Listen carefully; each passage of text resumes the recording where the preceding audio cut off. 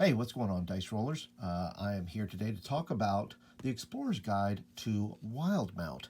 Now, before you ask, I want to tell you I'm not a critter.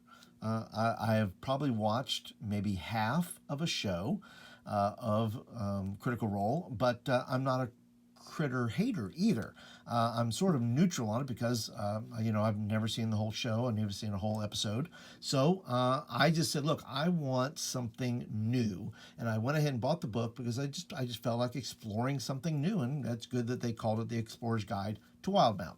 So I'm not a critter, but I'm also not an anti-critter. I'm just looking for something new, and I wanted to share with you today 4 ways to introduce Wildemount to your players. And these are ideas that I got simply by reading through the book, and specifically the creation story. Go and open this up.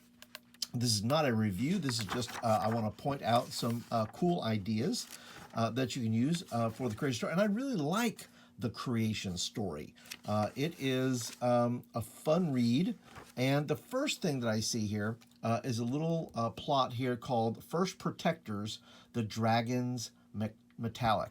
And I thought, what a cool thing that would be that if you introduce this, and I'm thinking about this, of introducing this world to players by actually taking them through the creation story and creating a group of first protectors, the Dragons Metallic. In other words, take them all the way back into the primordial soup of the creation of Wildemount, and just saying, look, you guys are, and maybe not even tell them that that's where we are, and just give them, say, look, you are on this strange world, and you are the first protectors of this new creation, and make them a high level, and make them like 10th level, because they eventually, grow into that. But how cool would it be to just start them at 10th level? And of course, you may not want to do this with new players, but with experienced players that are not familiar with the setting, I think it would be cool to start the story with 10th level players who are becoming these kind of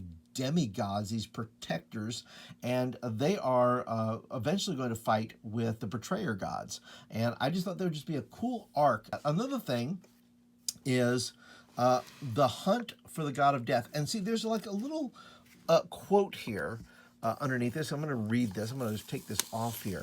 This little thing that they put in here that says, one mortal mage, her name either lost or struck from history, crafted now forbidden rites to challenge the god of death, felling him and take his place among the pantheon, making her the first only mortal to ascend to godhood. Now, I thought that was that just speaks to say, look, maybe these players should actually hunt down the god of, who is this person? This person is interesting. And if you decide to say, look, well, we're not going to do it from the creation part, but this would be an interesting plot hook to go back, to have flashbacks, to, all those things that would, introduce this character.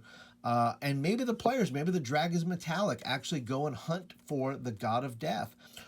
Next, the closing of the divine gate. If you read the opening story and the open creation story, the gods of good, and it talks about the calamity, and it talks about these prime deities that are fighting with the betrayer gods. And would it be cool that if you took these 10th level characters and they were participating in the closing of the divine gate? I just thought that was just kind of a cool, epic idea. I mean, if you're playing 10th level characters with some experienced players and are looking for a new setting, I mean, how epic would that be that you're fighting elementals and demons all in the first game at 10th level? Would be quite the introduction. And once again, my goal would be just to explain the creation. If I'm going to play in this world for a little while, I want to be able to explain the story of how it came about, and then move on to other facets like the war and things that are going on, which I'll explain in another video. Another part of that, later on, you could play this as playing different characters. You could have the players actually play 10th level characters at the beginning as part of the closing of the Divine Gate. But then I have this little section here about playing dwarves who must shut the tunnels.